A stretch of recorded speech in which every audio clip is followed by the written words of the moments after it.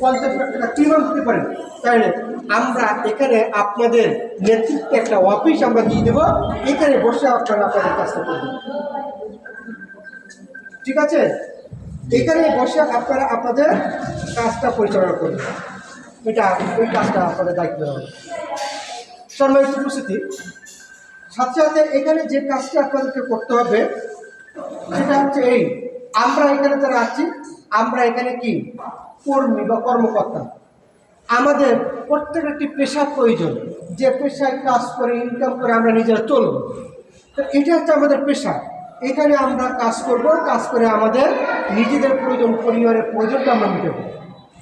কারণ কাজের জন্য আমি নাম লেখাইছি, কিন্তু আমি মাঠে নামি না, কাজ যেভাবে করা দরকার সেভাবে করি না, তাইলে আমি এখানে ইনকামও করতে পারি না, নিজেও চলতে পারি না, পরিবারকেও চালাতে পারি না। আমাদের নিজের জন্য কষ্টদায়ক না? আমি বলবো যে গ্রামে একটা প্রবাদ বাক্য আছে যে নাচতে বসে, হ্যাঁ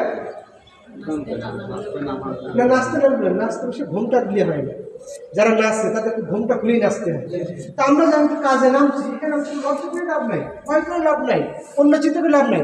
আমরা কি স্বতঃস্ফূর্তভাবে এখানে নেমে পড়বো আমার কাজটা করার জন্য, স্বতঃস্ফূর্তভাবে কাজটা করার জন্য নেমে পড়বো, আমার সেটা নামতে হবে।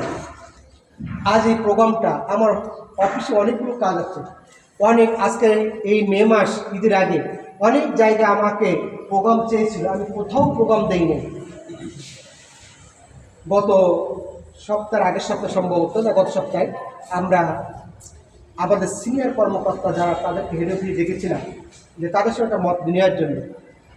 এই সিরাজ সাহেব সেখানে দাবি করে বসছিল যে স্যার আমার এই